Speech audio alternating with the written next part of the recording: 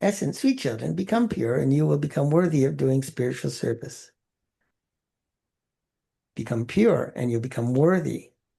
So you need to feel worthy to do Baba's service. You do that by making the effort for self-transformation and inculcation of virtue. So you still have low self-esteem issues because you don't feel worthy because you haven't been making effort to become more pure. Doesn't mean you didn't make any effort in your life. It just means whatever state you're in at the moment, you feel unworthy. Otherwise,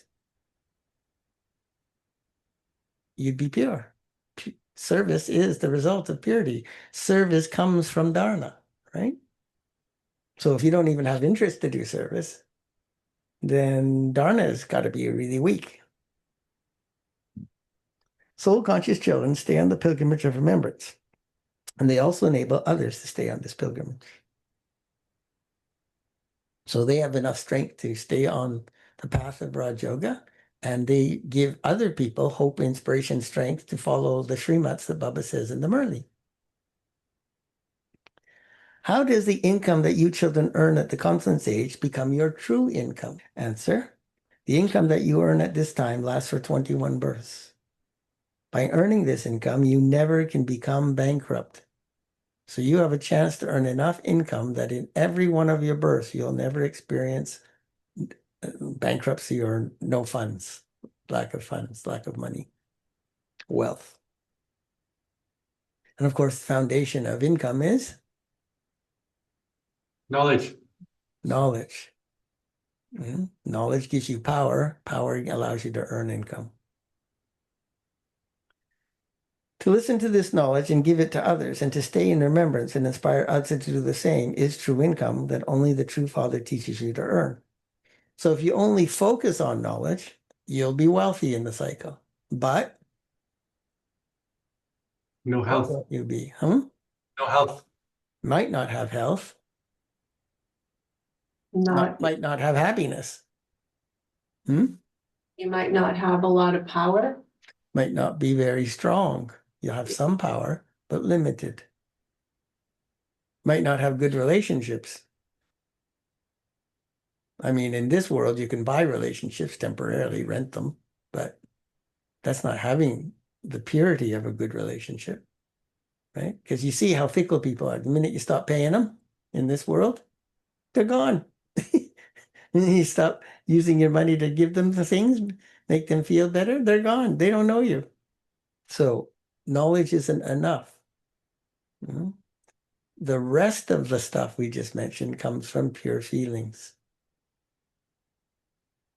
And you need both of those if you want to be a king.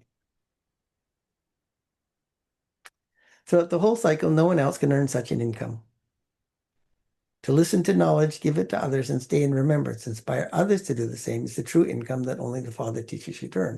So that's why you have to be a trustee in everything you do and everything that you used to think you own. When you become the trustee, you remove the I, me, mine out of it. When you have I, me, mine associated with things that you use, what happens? That's mine. What happens then? Should you feel sad over anything? So you shouldn't feel sad over things, should you? Shouldn't even feel sad over people. So because you want to say that's mine, that feeling makes you have to suffer when that thing gets damaged, lost, or stolen, right? So shouldn't say things are mine, right? If you want to be happy. Very good. See? Baba's knowledge is very easy to understand. Throughout the whole cycle, no one else can earn such an income. No other income goes with you. Only Baba's income is imperishable. So you earn way more and can do way more benefit for yourself and others because you're donating imperishable income and you're receiving the return of imperishable income. Song. We have to walk on the path where we fall, and we therefore also have to take care. Om Shanti.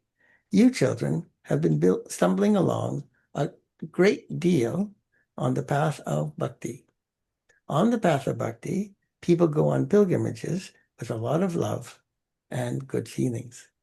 They listen to the Ramayana, etc. They sit and listen to all those stories with so much love that they even cry, our goddess Sita of our god Ram has been abducted by the devil Ravan. Do they really do that? Maybe in the old days. Most of the kids today don't even know who Ram and Sita are. When they hear this, they cry. All of those tall stories in which there is no benefit are tall stories in which there is no benefit. They even call out, "O purifier, come and make us unhappy souls happy." Because they say that souls are immune to the effect of action, they don't understand that it is souls who experience sorrow. They believe that souls are beyond happiness and sorrow. Why do they say this? Because they believe that God is beyond happiness and sorrow. So if God is omnipresent, then they also have to be, the soul has to be beyond happiness and sorrow. They ask how it is that his children could go into happiness and sorrow when he himself doesn't have happiness or sorrow. There is sometimes an eclipse of bad omens, and sometimes something else happens. Sometimes your faces are blooming, and at other times they wilt. This is a war with Maya. Maya has to be Destroyed. conquered. When someone becomes unconscious, they need to be given of, in English, the life-giving herb of Man above. Man above is given. There's a lot of glamour on the path of devotion. They decorate the idols of deities so much and put real jewelry on them. So glamour means false beauty. Funnily enough, it's also used in the context of vampires who can hypnotize you and make you see illusion. False, anything false is illusion. So glamour, in this case, in bhakti, is you think doing all of this is beautiful respect for deities, but it is absolutely disrespectful to God. So how could it be beautiful? You must not be under the influence of glamour. They decorate the idols of the deity so much and they put real jewelry on them. The ornaments are the property of the idols, and anything that belongs to the idols belongs to the priests and trustees of the temple. You children know that you were decorated with, what were you decorated with in Golden Age? So many diamonds and jewels.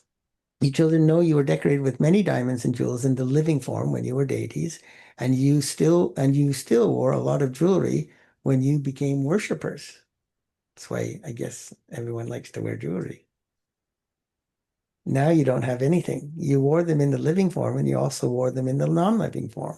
Now you have no jewelry to wear. You are completely ordinary. Father says, I enter an ordinary body. There's no external kingly splendor in this. Even sannyasis have a lot of external splendor, and they sit on those big thrones. You now understand how we souls were so pure in the Golden Age. Even our bodies were pure. Even our decorations were very Simple. beautiful, but simple. Those who are beautiful have a keen interest in decorating themselves. When you were beautiful, you wore beautiful jewelry. You used to wear big necklaces, etc., of diamonds. Imagine how heavy that would normally be. Here, everything is ugly. Even the cows have become so ugly. When Baba went to Srinath temple, there were beautiful cows there in the old days. They portrayed the cows with Sri Krishna as very beautiful. I mean, they drug all these cows up with antibiotics and chemicals and all kinds, so they're really not the same kind of cows anymore. Here, because this is the Iron Age, just look what the cows are like in the Iron Age. Such cows don't exist there in Golden Age. You children are becoming the masters of the world. Even your decorations are very beautiful. Just think about it. There would definitely be cows there. The cow dung there, even the cow dung there, will be so rich, fertilizer is needed for the land. So we'll have top class fertilizer because of pure cow dung. When fertilizer is used, the harvest is good. Everything there is very good and nourishing. Here, there's no nourishment in anything. Everything has become completely powerless. Some daughters go to the Subtle region. They would eat such large fruit and also drink very sweet juice from that fruit. Vision, you like Golden Age, lots of fruit in the Golden Age. Visions were granted showing how the gardeners there would cut the fruit and give it to them. There cannot be any fruit, etc., in the Subtle region.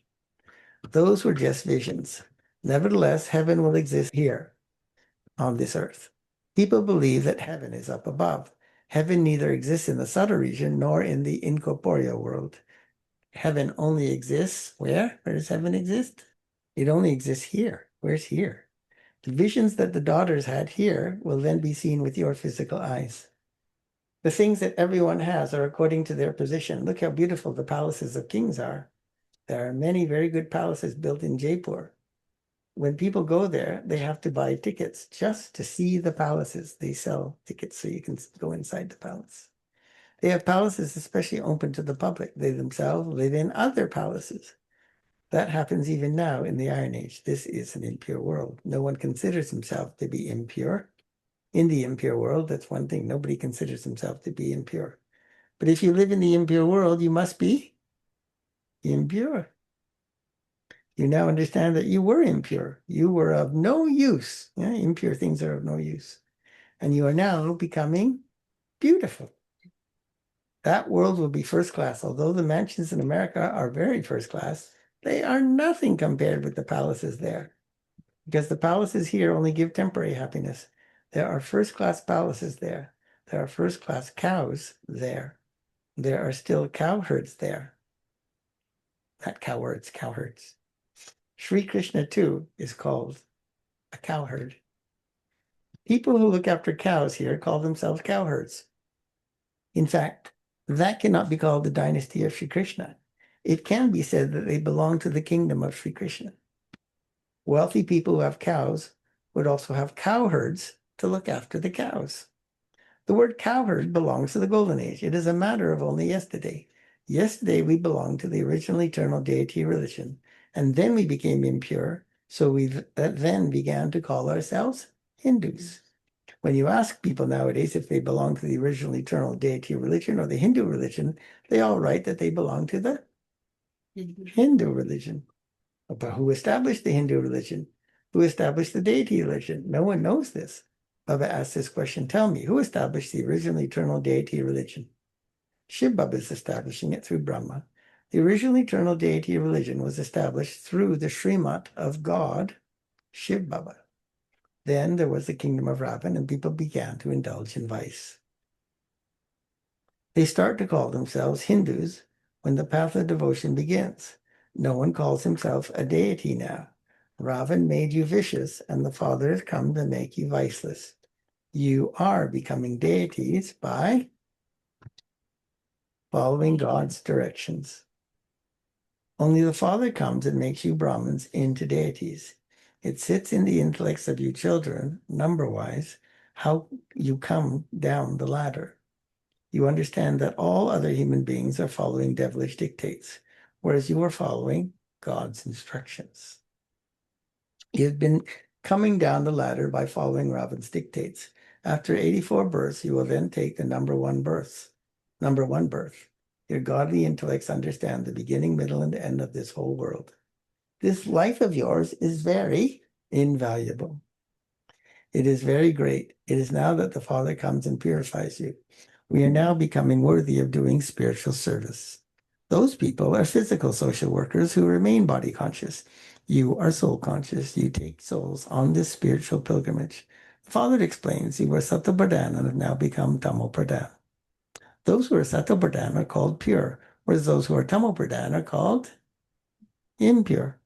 Alloy has now become mixed in souls. It is souls that have to be made Sattva Pradhan again. The more you stay in remembrance, the purer you will become. Otherwise, you will become less pure, and the burden of sins will still remain on your heads. All souls are at first pure, and then each one's part is individual. Not everyone can have the same part. The highest part is Baba's, and then there are the parts of Brahma and Saraswati. Brahma and Saraswati. Those who carry out this establishment also have to sustain it. Theirs are very great parts. First is Shiv Baba, and then there's Brahma and Saraswati who take rebirth. Shankar only adopts a subtle form. It isn't that Shankar takes a body on loan. Sri Krishna has his own body. It is only Shiv Baba who takes a body on loan here. He enters an impure body in this impure world and serves everyone to take them into Mukti and Jivan Mukti. You first have to go into Mukti. Only the one Father is the knowledgeful Father, the purifier. Only he is called Shiv Baba. It doesn't seem right to call him Shankar Baba. The term Shiv Baba is a very sweet term. Some offer uk flowers to Shiva and others offer something else. Some still offer milk to Shiva. The Father continues to explain to you children in many different ways. You children are told that everything depends on yoga. It's only by having yoga that your sins will be absolved. Those who have yoga are also able to imbibe this knowledge well. They will continue to study on their own because they also have to relate this knowledge. So they don't stop studying once class is over or if they move away from the center. This is something new. Only those who heard this knowledge directly from God are the ones who hear it now. This knowledge will then no longer remain. You are now listening to whatever the Father says at this time. You imbibe it now, and then you have to play your part of the reward. It's only now that you hear this knowledge and then also relate it to others.